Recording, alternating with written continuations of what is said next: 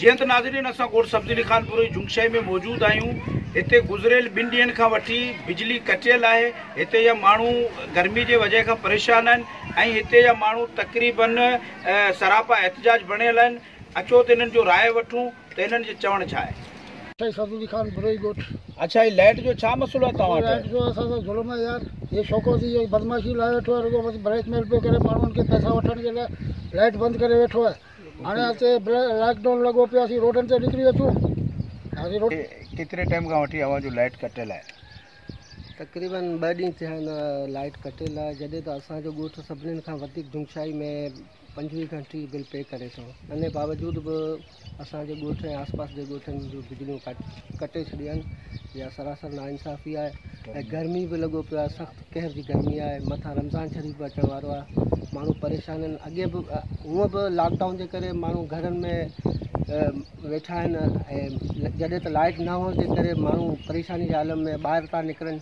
त इन जे करे पुलिस वारा बि माण्हुनि खे वापसि चवंदा आहिनि त वञो बाबा शहर न अचो, एॾे न वञो, स्टेशन ते न वियो। इन करे माण्हू वीचारा परेशान आहिनि।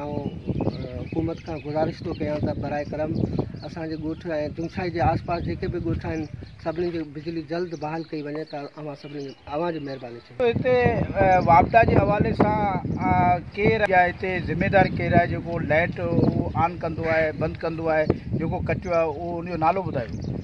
ये शौक़त आहे, हुनखे आउं बि गुज़ारिश थो कयां त बराए करम तव्हां जॾहिं त गवर्नमेंट ऑफ पाकिस्तान जो खुली मौक़िफ़ आहे त 3 महीननि ताईं का बि बिल जी वसूली न थींदी त तव्हां बिला वजह तव्हां आवाम खे परेशान कयो आहे।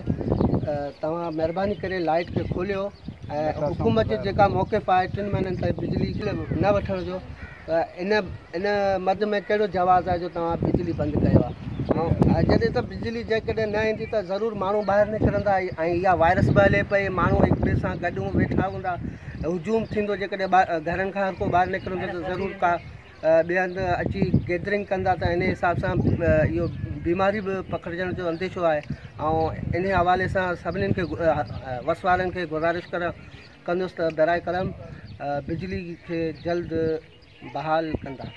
पंहिंजो शौक़त वापदा जो अमलदार आहे जेको हिन ॼाणी वाणी जंपर कटी आहे त इनखे भतो न पियो मिले। सॼो ॻोठनि जा लाइटूं कटी, शहर जा लाइटूं चालू आहिनि।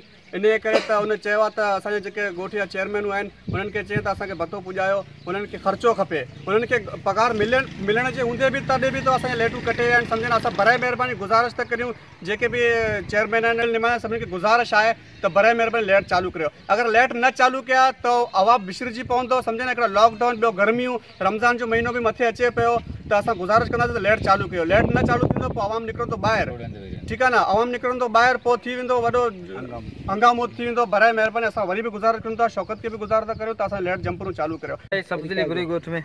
अच्छा, ये लाइट जो छा मसलो आहे? कॾहिं लाइट जो मसलो इहो आहे त हीअ जेको छा नालो आहे शौक़त जो आहे लाइनमैन, इहो जेॾी महिल माना बदमाशी करे वेठो आहे। जेॾी महिल हिनखे भत्ता नथा मिलनि या हिनखे मंथली महीनो कोन थो मिले, बसि हीअ लाइट कॾहिं हुकूमत सॼो ऐलान कई आहे पूरो महीनो बाबा जेका जेसिताईं लॉकडाउन आहे तेसिताईं बिलूं माफ़ु आहिनि। उनखां पुठियां बि हिननि जी बदमाशी पई हले। इन्हनि खे माण्हू छा करे। हाणे हवाम तमामु तंग थी वियो आहे। हाणे रोडनि ते बेक़त अचण लाइ तयारु आहे। महिरबानी करियो, असीं जेका बि आहिनि माना सभिनि खे गुज़ारिश पिया करियूं बाबा महिरबानी लाइन चालू करियो। हिते तमामु माण्हू परेशान लॻा पिया, गर्मियूं लॻी पियूं आहिनि, मथां रमज़ान जो महीनो बि अचे। महिरबानी करियो लाइन चालू करियो, न त आवाम रोड ते थो अचे। जीअं त नाज़रीन तव्हां ॾिठो त हिते जो आवाम ॻोठ सब्ज़ी खानपुर जो तमामु सरापा एहतजाज बणियल आहे। इन्हनि जो चवणु इहा आहे त काफ़ी टाइम खां वठी लाइट जो हूअं बि असांखे परेशानी हो, मगर कोरोना वायरस जे करे लॉकडाउन जे करे हुकूमत जो इहो ई चवणु हो त हिते जेको आहे सो लाइट बिल्कुलु लोड शेडिंग न हूंदो। हुन जे बावजूद बि हिते जे वापदा जे अमलदारनि कैमरामैन सां गॾु मीर सदाम बिरोई, सोच टीवी, जंगशाही। सब्सक्राइब कयो हमारे पैनल चैनल सोच टीवी के बेल आइकन के दबाएं कदें भी न विसारिंदा। सब्सक्राइब करें आपके अपने चैनल सोच टीवी को और बेल आइकन पर क्लिक करना ना भूलें। Don't forget to subscribe our channel Soch TV and press the bell icon.